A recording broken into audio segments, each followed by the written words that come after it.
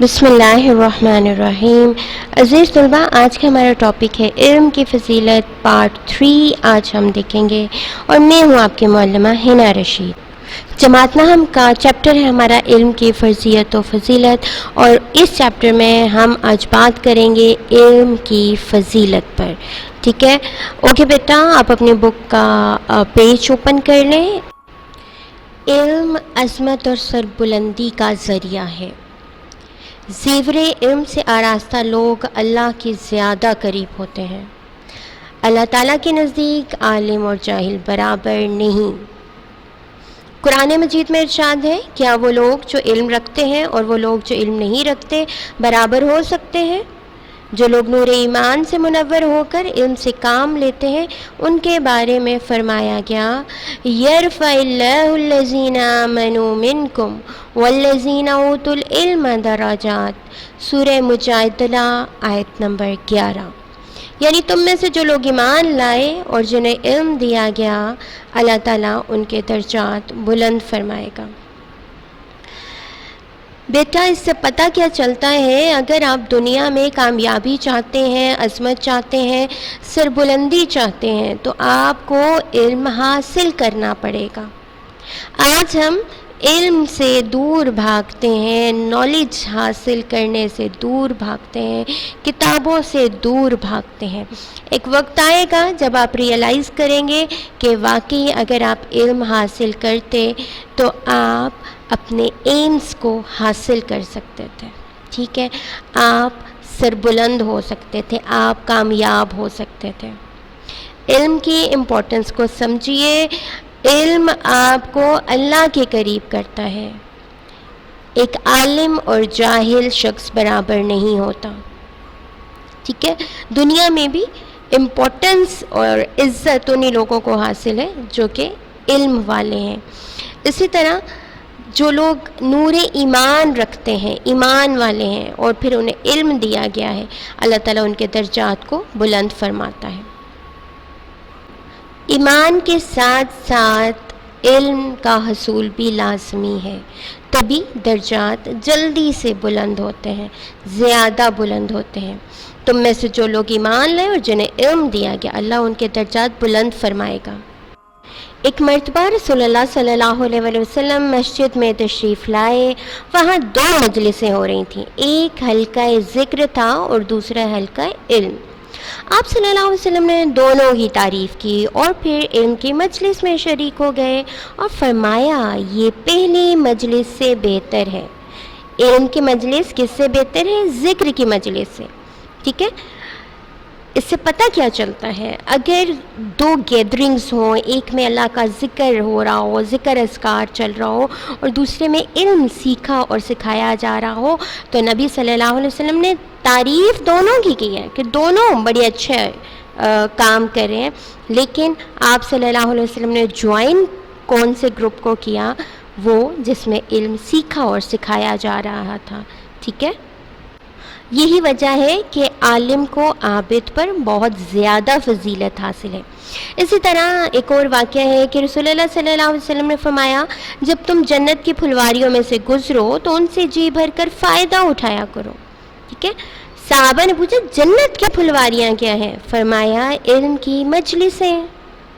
مثال کے طور پر آپ کسی باغ میں جاتے ہیں، وہاں پہ پھل ہیں، پھول ہیں، گرینری ہے، آپ اس کو انجوائے کرتے ہو، لطف اندوز ہوتے ہو، وہاں کے پھل آپ کھاتے ہو، تو بہت پلیزنٹ فیلنگ جو ہے وہ انسان کو آتی ہے۔ اسی طرح جو ایسی گیدرنگز ہوتی ہیں کہ جن میں نالج بانٹا جا رہا ہوتا ہے، سیکھنے سکھانے کا کام کیا جا رہا ہوتا ہے، تو اس میں بھی انسان کو انٹرسٹ لینا چاہیے۔ یہ بالکل ایسی ہیں کہ جیسے جنت کے باغات ہوں اور انسان ان سے لطف اندوز ہو رہا ہو، تو علم کی مجالس بھی نبی صلی اللہ علیہ وسلم کے اکارڈنگ جنت کی پھلواریاں ہیں۔ اور نبی صلی اللہ علیہ وسلم نے تلقین کی ہے کہ جب تم جنت کی پھلواریوں میں سے گزرو تو ان سے جی بھر کر فائدہ اٹھایا کرو۔ ٹھیک ہے، بینیفٹس گین کرنے چاہیے علم کے مجالس سے۔ اب علم کے حوالے سے ہم آپ کو چند روایات کا جو ہے اس سے آگاہ کرتے ہیں۔ علم حاصل کرو، اللہ کے لیے علم حاصل کرنا نیکی ہے۔ اللہ کی رضا کے لیے جب آپ علم حاصل کریں گے تو it will be consider as an act of piety, ٹھیک ہے، یہ نیکی ہے. اور علم کی طلب عبادت ہے. آپ کے اندر یہ جستجو ہے کہ آپ علم سیکھیں تو آپ ایک ورشپ کا ایکٹ جو ہے وہ پرفارم کریں. اس میں مصروف رہنا، تحقیق کرنا اور بحث و مباحثہ کرنا، ڈسکشن کرنا جہاد کے مترادف ہے. یہ تینوں چیزیں بہت امپورٹنٹ ہیں، ٹھیک ہے. اللہ کے لیے اگر علم حاصل کیا جائے تو کیا ہے؟ نیکی ہے، ٹھیک ہے. یہ MCQs میں بھی یہ باتیں پوچھی جا سکتی ہیں. علم کی طلب کیا ہے؟ عبادت ہے. اس میں جو لوگ مصروف رہتے ہیں، اس میں ریسرچز کرتے ہیں، ڈسکشنز کرتے ہیں، ٹھیک ہے، تو وہ کیا ہے؟ وہ جہاد کے برابر ہے. تو آپ یہ مت سمجھیں کہ علم کی فیلڈ میں آپ آئیں گے تو آپ جہاد نہیں کر پائیں گے. تو اٹس اے سارٹ آف جہاد، ٹھیک ہے. علم سکھاؤ تو صدقہ ہے. آپ کسی کو علم کو لکھنا پڑھنا سکھا رہے ہیں تو اٹس اے چیریٹی. علم تنہائی کا ساتھی، فراخی اور تنگ دستی میں رہنما، غم خوار دوست اور بہترین ہم نشین ہے.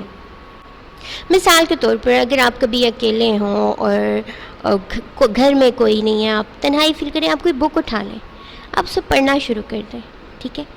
تو آپ انٹرسٹنگ وے میں اس کو سمجھنا شروع ہو جاؤ گے اور آپ کی امیجنیشن کریٹ ہونا شروع ہو جائیں گی.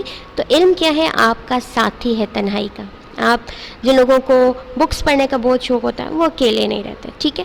اسی طرح فراخی اور تنگ دستی میں رہنما ہے کہ خوشحالی میں ہمیں کس طرح سے ری ایکٹ کرنا چاہیے، اور جب بدحالی ہو، تنگ دستی ہو تو ہمیں کیا رہنما اصول اپنا کے اپنی زندگی بسر کرنی چاہیے.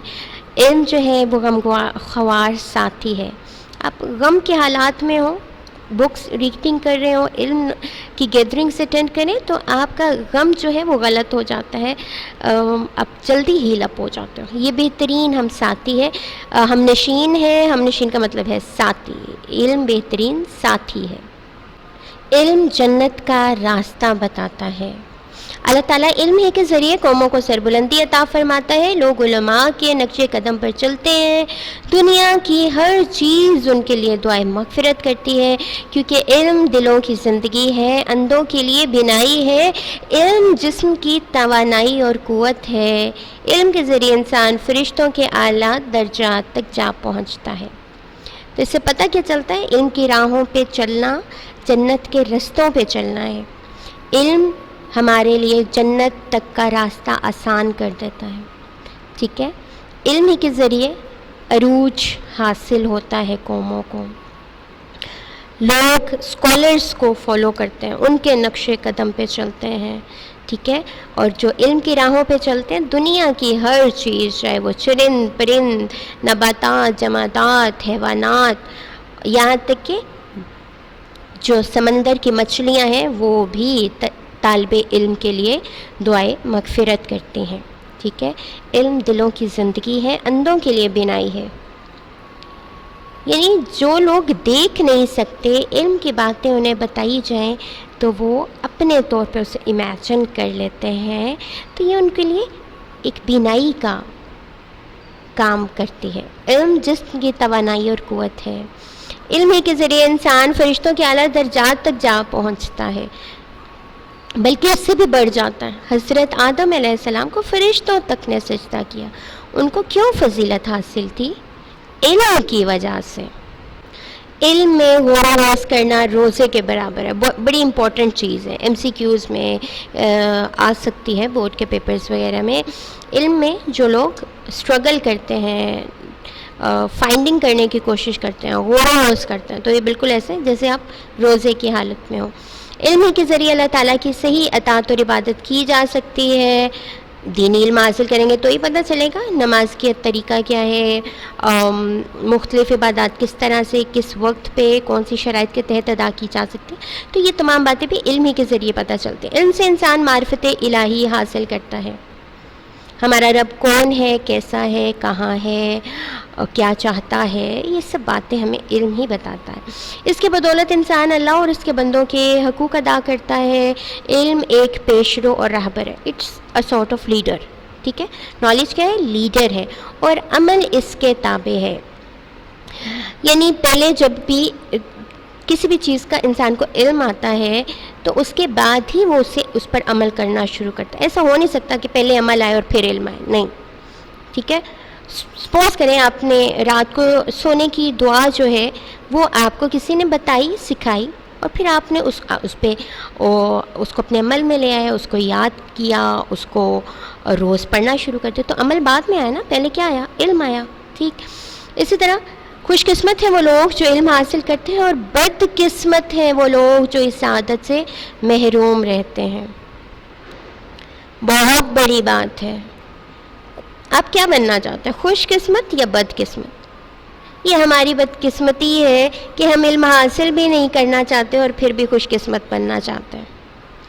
ٹھیک ہے, اگر خوش قسمت بننا ہے تو علم حاصل کرنا پڑے گا, کیونکہ جو علم سے محروم لوگ ہیں وہ بد قسمت ہیں, مانے یا نہ مانے. کبھی نہ کبھی زندگی میں وہ لوگ یہ چیز ریئلائز ضرور کریں گے.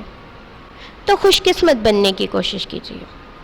اسلام اپنے ماننے والوں کو درس دیتا ہے, علم کی تلاش میں نکلو اور حکمت کے موتی جہاں سے ملے انہیں حاصل کرو.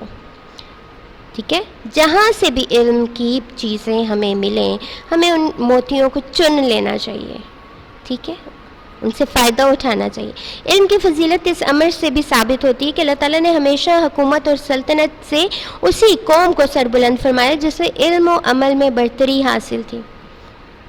آج ہم سمجھتے ہیں امریکہ, یورپ جو ہے وہ ہولڈ کرتا ہے ورلڈ اکانومی کو, اور ان کے پاس پار ہے. پار always reside with the knowledge. جس بھی قوم کے پاس نالج ہوگا پار اسی کے پاس ہوگی, حکومت اسی کی چلے گی. ٹھیک ہے, اسی اصول کی بنا پر حضرت آدم بھی ملائکہ پر فضیلت لے گئے تھے. علم کی بنا پر مسلمان تمام دنیا پر چھا گئے تھے. تو ایک وقت ایسا بھی تھا جب 3/4 آف دس ورلڈ مسلمانوں نے رول کیا تھا. ٹھیک ہے, اس وقت علم مسلمانوں کے پاس تھا اور دنیا بھر سے لوگ آ کے مسلمانوں سے علم حاصل کیا کرتے تھے. اور اب کیا چیز ہے, مسلمان یورپ جاتے ہیں, امریکہ جاتے ہیں, ان سے نالج حاصل کرنا. تو جن کے پاس نالج ہوگا پار انہی کے پاس ہوگی, حکومت انہی کے پاس ہوگی, سلطنت انہی کے پاس ہوگی, حکم انہی کے چلیں گے. ٹھیک ہے, لیکن جب مسلمانوں نے قرآن کی تعلیمات کو چھوڑا, علم کی روشنی سے دور ہوئے تو زوال کا شکار ہو گئے. ذلت و خواری ان کا مقدر ہوئی, حکومت, سلطنت, پار, ہر چیز چھن گئی. اگر ہم اب بھی چاہتے ہیں کہ ہمیں عزت و سرفرازی, سربلندی ملے, ٹھیک ہے, حکومت اور سلطنت ہمارے پاس ہو, تو ہمیں علم حاصل کرنا ہے. علم کی راہوں پہ تحقیقات کرنی ہے, ریسرچز کرنی ہے, غور و خوض کرنا ہے. ٹھیک ہے, آگے بڑھنا ہے علم کی راہوں پر. علم کی فضیلت ہمیں اس بات سے بھی واضح ہوتی کہ رسول اللہ صلی اللہ علیہ وسلم روزانہ صبح و شام جو دعائیں مانگا کرتے تھے ان میں سے ایک یہ بھی ہے, اللہم انی اسألک علما نافعا. اللہم, اے اللہ, انی, بے شک میں, اسألکا, میں سوال کرتا ہوں تجھ سے, کس چیز کا؟ علما نافعا, نفع مند علم کا, ایسا علم جو نفع دے. کیا خیال ہے, علم ایسا بھی ہوتا ہے جو نقصان بھی دے؟ جی بالکل. فار ایگزامپل کمپیوٹر کے فیلڈ میں اگر آپ ہیکر بن جاتے ہیں, ہیکنگ آپ کو آتی ہے, وائرسز بنانے, ان کو امپلانٹ کرنا آپ کو آتا ہے, تو آپ یہ فائدہ پہنچا رہے ہیں خلقت کو.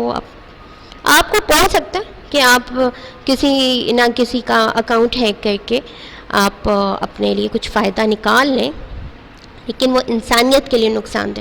دنیا میں آپ کو کچھ فائدہ ملے گا لیکن آخرت میں کچھ فائدہ نہیں. آپ کو الٹا اپنا نیکیاں دے کے اپنی دوسروں کو فائدہ پہنچانا پڑے گا. اسی طرح جو جادو سیکھتے ہیں, جادوگر ہیں, کیا وہ علم نافع ہے؟ نہیں, وہ بھی لوگوں کو نقصان پہنچاتا ہے. تو آپ ایسا علم نہیں سیکھیں گے, ٹھیک ہے, جس میں دنیا میں آپ کو کچھ فائدہ ہو لیکن آخرت میں پھر آپ کو وبال ہی سہنا پڑے. ٹھیک ہے, اور دنیا میں دوسرے لوگ آپ کی وجہ سے وبال کا شکار ہو. ایسا علم نہیں ہونا چاہیے. علم وہ سیکھیں جس سے آپ کو بھی نفع حاصل ہو اور دوسروں کو بھی فائدہ حاصل ہو. مثال کے طور پہ اگر آپ ڈاکٹر بنتے ہیں اور آپ کا ایم ہے کہ جس سے مخلوق خدا کو فائدہ پہنچے، صحت حاصل ہو، وہ ٹھیک تندرست رہے، اور پھر ساتھ ساتھ آپ کو منی بھی جنریٹ ہو اور آپ پیسے کمائیں. That's quite nice. دونوں کو فائدہ پہنچ رہا ہے. تو علم ایسا ہونا چاہیے جو نفع پہنچائے. اسی طرح یہ بھی مسنون دعا ہے کہ اللہ جو علم تو نے ہمیں دیا ہے اسے ہمارے لیے مفید بنا اور ہمیں ایسا علم عطا فرما جو ہمیں نفع پہنچائے. ہماری دعا ہے کہ اللہ تعالیٰ ہمیں بھی علم عطا فرمائے اور اس پر عمل اور اس کی اشاعت کی توفیق بھی نصیب فرمائے. تو بیٹا آج سے آپ کوشش کریں گے کہ آپ علم کی مجلسوں میں اٹھیں بیٹھیں جہاں سے آپ کو دین کا علم مل رہا ہے، دنیا کا علم مل رہا ہے، اور ایسا علم جس سے آپ کو بھی دنیا میں نفع پہنچے اور آخرت میں بھی، اور مخلوق خدا کو بھی فائدہ پہنچے. ٹھیک ہے. وآخر دعوانا الحمد للہ رب العالمین. سبحان ربک رب العزۃ عما یصفون والسلام علی المرسلین والحمد للہ رب العالمین. جزاک اللہ خیر.